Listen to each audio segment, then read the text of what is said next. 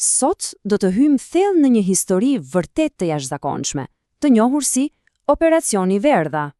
Është një rrëfim se si një konflikt gati shkatrues në një kompani u shndrua në një fitore të madhe për çdo që ishte i përfshirë.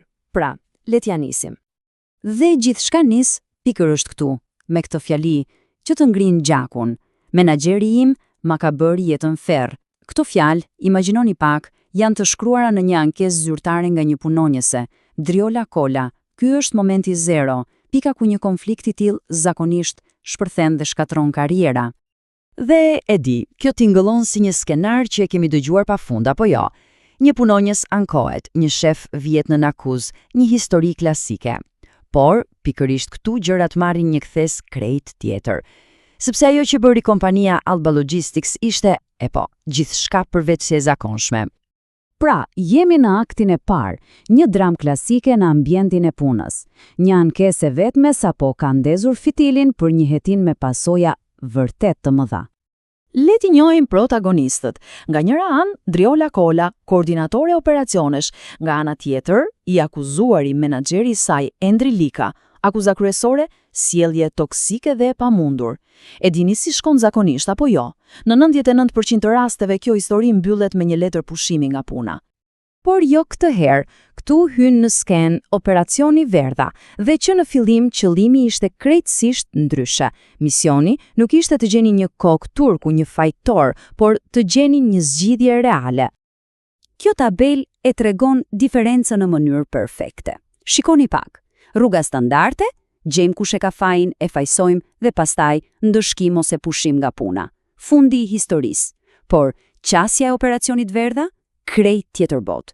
Të kuptojmë dinamikën, të gjejmë ku gjërat nuk përputhen, dhe pjesa më e rëndësishme, të investojmë te njerëzit, që ata të rriten.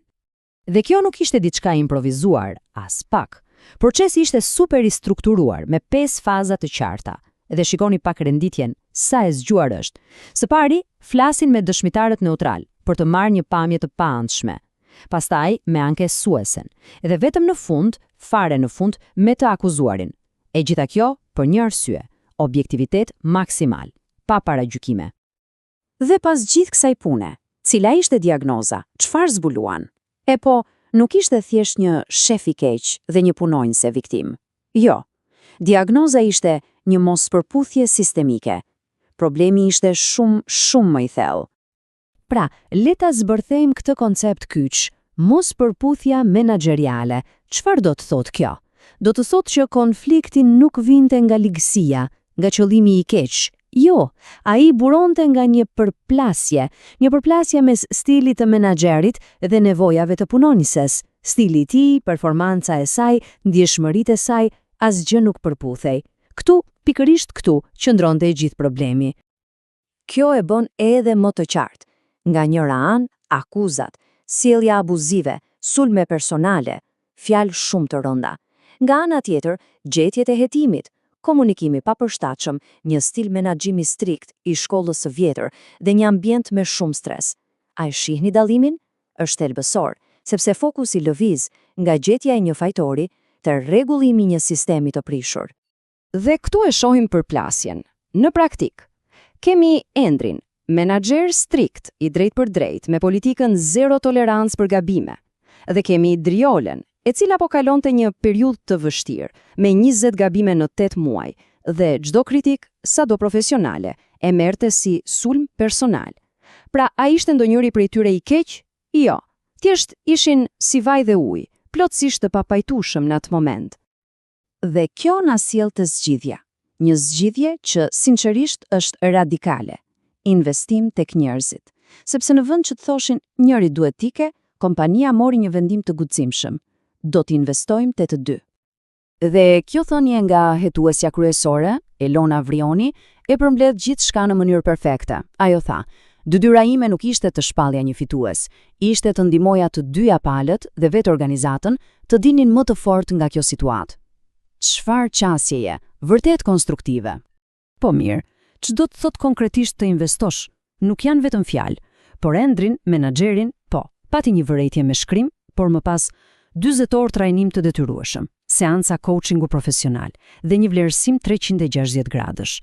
Dhe për Driolën, një plan konkret për të përmirësuar performancën, një mentor nga një departament tjetër, 5 seanca me psikolog, të paguara nga kompania, dhe madje edhe opsionin për të transferuar pas një penalitet. Kjo është mbështetja reale, për të dy. Por prit, ka më shumë. Kompania e kuptoi se nuk mjaftonte të rregullonin 2 njerëz, duhej të rregullonin sistemin. Dhe çfarë bën?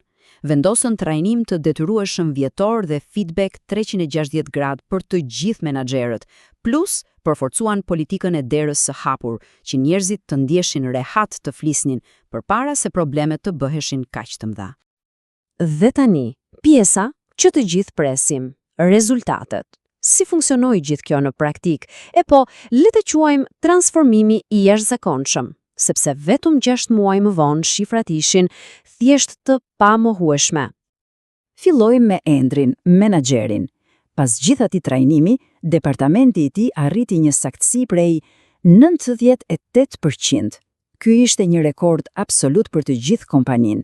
Ai mësoi diçka thelbësore, si të jesh kërkues pa qenë toksik. Dhe tani mbahuni fort. 6 muajt pas ndërhyrjes, 0%. Asnjë punonjës nuk u largua nga departamenti i tij. 0. Kjo nuk është thjesht një numër. Kjo është dëshmia më e qartë se gjithë kultura e këtij ekipi ishte transformuar. Po Driola, si shkoi puna me të? Ai u transferua në një rol të ri, më të përshtatshme për të. Dhe performanca e saj? Shpërtheu, arriti në 95%. Çfarë tregon kjo? Që ajo kur nuk ishte qenë një punonjëse e paaftë. Absolutisht jo. Thjesht kishte qenë në vendin e gabuar, me menaxherin e gabuar. Kjo grafik na jep një pamje më të gjerë. Shikoni rënjen. Brenda vetëm një viti, largimet e punonjësve në të gjithë departamentin ran nga 25% në vetëm 8%, një përmirësim thjesht i pabesueshëm. Por përtej shifrave, ndoshta dëshmia më e fuqishme vjen nga vetë Driola. Fjalët e saj janë: nuk isha dobët, thjesht isha në vendin e gabuar. Tani ndjehem e vlerësuar dhe e qetë. Dhe në fund të ditës, a nuk është kjo ajo që ka më shumë rëndësi? Pra, çfarë mësimi nxjerrim nga e gjithë kjo histori? Si mund ta kthejmë një krizë të tillë në një shans, në një katalizator për të rritur? Sepse triumfi vërtet këtu, fitoria e madhe, nuk ishte thjesht që u zgjidh një problem mes dy njerëzve. Jo, ishte se u zhbllokua një nivel krejt i ri performance për të gjithë, për menaxherin, për punonjësen dhe për gjithë kompaninë. Edhe kjo na lë me një pyetje thelbësore për të gjithë. Apo kërkon organizata ku punojmë thjesht një fajtor për ta ndëshkuar, apo po kërkon një potencial të fshehur për ta zhbllokuar? Sepse përgjigjja e kësaj pyetjeje mund të ndryshojë absolutisht gjithçka. Faleminderit që më ndoqët.